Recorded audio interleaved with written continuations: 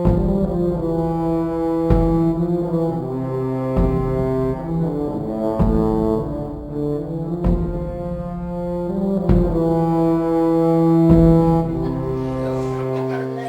are you guys? Oh, reading. Working on my German. Yeah. Stuff is good, yes. Telling people stories about our forthcoming album, Yes. Tears on Tape. You know, all the, trying to at least. Yeah. Smelling like burning leaves Yes. Okay. is, I think, the direction we should be going. Yeah, indeed. Let's talk about your new album. With Tears on Tape, you will release your 8th album soon. Can you describe the sound of the record, please? What can the fans expect from the album? Well, 8 as a number is very significant. You know, if you study the skies and Yes, eternity. sideways turns into eternity, and in internet language, a pair of glasses. Is it? Yeah. Okay. I slipped from the path and I apologize. No worries. Well, yeah, it's tough to describe, it's, we worked on the album for many, many years already. Like, what, 3 years? Very long And time. so we're way too close to the whole thing to be able to put it into a couple of words. I think it's, I think regarding him, it's pretty old school. The guitars are pretty heavy. And then, yet the vocals are still pretty sweet, or beats are sweet, and romantic at places. And so, it's gonna be the same old, but with a slightly different flavors, Yeah. Yeah, it's like, instead of, Beijing duck, it's like corn duck. Yes, indeed. A little bit spicier. And healthier. Yes, and risk to get a stomach flu is highly. Indeed. Well, that's the toughest question always. Yeah, it's very tough. Yeah. Hopefully people will find what they expect. Okay. The sound of the album will be a little bit harder again. You have experimented with bass and guitar a bit more. Why did you change the sound that way? I think, we've played music for such a long time that we're becoming deaf, which means that we have to turn all the amps up, which means that unavoidably there's going to be more feedback, which creates the illusion of reckless abandon. Yes, and also, destroys your hearing even further, so, there you go. So the next album is going to be even heavier. It's going to be, Yeah. Wheel of Fortune. Yeah. Wheel So, of Bad Fortune. no, it felt that the songs were in themselves pretty sweet and melancholy and melodic, and they needed a lot of fattening up. We needed to make them really, we needed to, we needed to be beast. Add the protein. Well, no, not beast with the beauty, man. Oh, okay. Yes. The album contains 4 instrumentals. What was the reason for this? We didn't have enough decent songs. No, a lot of cool albums like Toba Negro's Apocalypse Dudes has an intro. Iron Maiden's few albums I think have an intro. Ozzy Osbourne always had intros. Type O Negative always had intros. So and interludes. And since a lot of the actual songs are pretty, straightforward and straight to the point, it was good to break it up by having just a bit more moody pieces, and to make the album a bit wonky and a bit crazy and a bit more psychedelic. I think there's a couple of good interludes in between where you can quickly roll a spliff, maybe smoke half of it and then get going again. Yeah, to go through it. Indeed. Or what they have, TV series when they have the advertising breaks, those are for the people who go to the refrigerator. So we wanted to do the same thing musically. Yeah. So there's a refrigerator breaks. Yeah. Where you start getting hungry or peckish. Grumpy from the low blood sugar, and you just go and refuel with all the jolly good stuff that people have in their fridges. Indeed. Okay. You have already played the new song I Reveal the End of You at Heldon Festival in Finland. How were the reactions of your fans? Do you think they liked it? Tough to say. My eyes were closed all the time because I was trying to remember the lyrics. Oh, okay. Because I was we played it just a few times, so yeah, the reaction was good. But obviously, when people haven't heard a song, they're like, oh, what the hell's going on?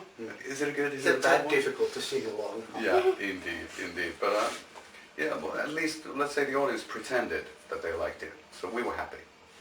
Okay, Yes. that's good. It did well. Good start for a disaster. The cover artwork of Tears on Tape is once more very special. Who has designed it and what do you want to express with it?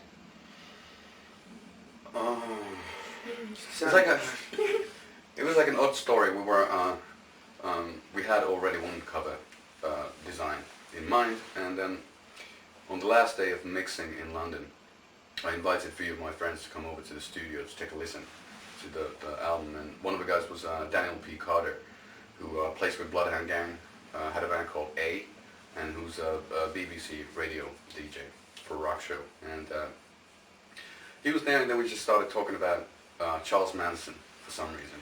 And then all of a sudden he took out his iPhone and said that this is a painting I did of Charles Manson. And then I was like, oh Lord, I didn't know that you paint. And he paints great. So I said that, you know, we have 2 weeks and we need the album artwork to be done. So can you please do something quickly? And within 2 weeks he had about 13 paintings done for us. And that's the whole artwork for everything. It's one of those things that just happened around the corner. We didn't expect it. And we're really happy with it. You know, he loves, there's this English artist from I think he passed away in the 50s, the 1950s, called Austin Osman Spare, who did a lot of these surreal, odd, kind of the occult type of paintings, and I'm a huge fan, and Dan P. Carter is a huge fan, so he incorporated all that stuff, so it's kind of evil looking with its snake coiling around and with its the scepter or a heptagram, I can't remember, and a heartagram and all sorts of symbols and stuff. It's a bit more like evil, I think, than a lot of the stuff we've done before. And for me, it reminds me a bit of some of the Fields of Benevolent album covers, you know, in its esoteric tendencies. Yes, it's Snakes are good for the soul. yeah, good for the mythos. And why do you choose the Malachim alphabet on this cover? That was Dan B. Carter as well. You know, he liked Malachim for some reason. I don't, you know, there was a couple of different alternatives, but he started doing it, and then I was like, what's this one? Because I had seen it before, and then he gave me the alphabet, and then, you know, I like that pseudo-satanic stuff. Let's put it that way. I like that kind of horror movie-esque vibe that you get from. It's really graphic. It's symbolic, and at the same time, it is an alphabet. So you can actually read through that stuff. It's not just random stuff. And witches can too. Yes. It's important to, you know. And angels. And angels. The fallen angels. Okay. The song Tears on Tape will be released as a single, is that right? Yes? Okay. Right. Do you choose the songs to be released as a single yourself, or does someone else choose them for you? Satan. Satan does. No, it was, leave it at that. Satan made the call. No, a lot of times I think, you know, the band is way too close to the album, so it's tough to say what song rocks the hardest. We have our own favorites, but they're not necessarily because they're great songs. They just bring good memories into our heads, how the songs were created.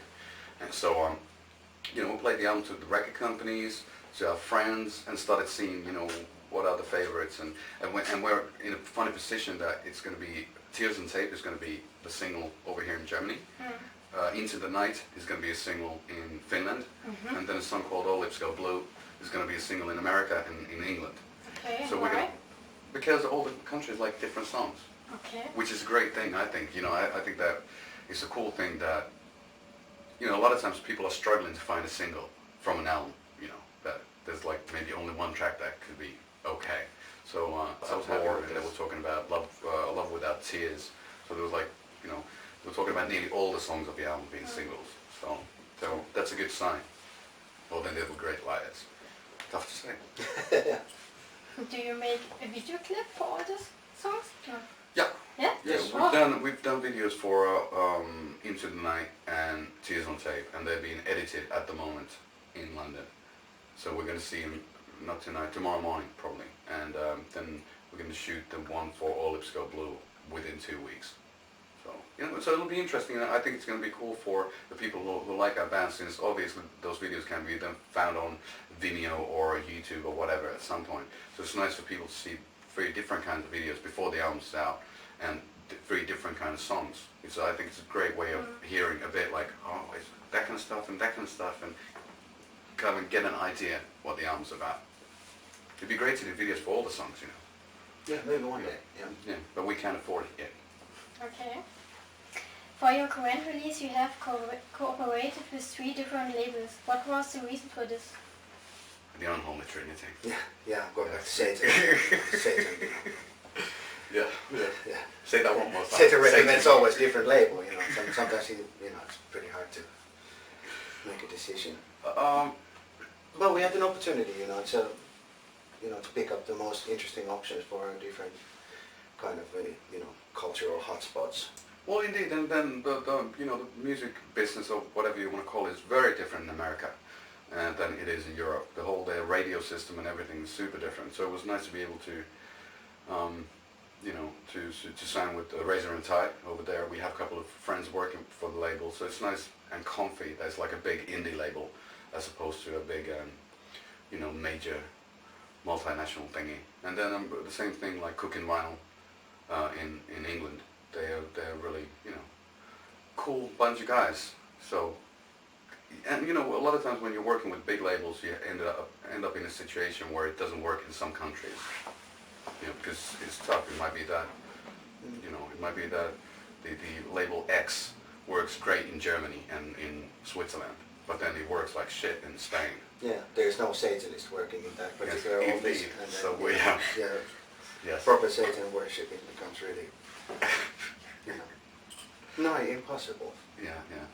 There's only a few labels that condone human sacrifice. And having their corporate policy. It's written in the deals. Yeah. And then having Universal here, because we have our manager has had a great experience with the label, and we dug the people, and it just felt like a good thing to do. If one label fucks up, we still have 2 to go. Yes, that's right. Beginning on April 22nd, one can see you on stage in Germany, England, America, Canada, and on some festivals. Are you looking forward to presenting the new material live on stage? Sure. Yeah, we just don't know what songs to play yet. It's going to be tough now. Since this is the 8th album, we have so many songs to pick from, and it's tough not to disappoint some people because we can't play them all. So, especially, we're going to disappoint ourselves. Exactly, yeah. But luckily we have the Satan connection. He will probably make a set list for us. Shut up now. God, it's too funny. But yeah, it'll be fun. We're just waiting for kind of like to get the first response of the people. What songs they like, and probably we're going to play those 3. They're going to be singles, and then figure out if there's something else as well. It'll just be fun to be back on tour. Anyway. Are you nervous because of this? You can talk now. Oh yeah. I'm just going to say something about Satan again. So. Well, of course, yeah. It's been, you haven't been touring for a long time, so of course you don't know what to expect unless Satan tells you in advance. Okay. Okay, you should go sleep. I should. Experiment with some other religious people. Yeah. Of course you have when you have a little break from touring, you never know. It's like a box of chocolate. Okay, last question. Will there be an elaborate tour through Germany in autumn or winter somewhere? Well, that's the idea. These few gigs are more like record release parties. The one in Köln and Berlin and London, and then in the States. So they're not full tours. And after the festival season is over, then we're going to either start from America or Europe and do full touring until Christmas time, and maybe even after, depending on how people are going to react to the album, and if they want to really You're welcome. Yes, if I was thinking of Satan now. Yeah, me too. And I'm going to say it until this is over. I'm gonna insert Satan into this episode. Yeah, well, you have already. I'm just now I did. Yeah, true. Well put. It's from my window. So yeah. Opportunity. Yeah, if Satan allows if Satan willing, we will continue our tour in Germany. Also in the autumn, which is satanic, the most satanic season of Okay, that's all. I'm sorry about that. That's the point where you say thank you. Vielen Dank. When you want, you can say something to your fans. You know what to say, Or man. not fans. Satan. Hail Satan.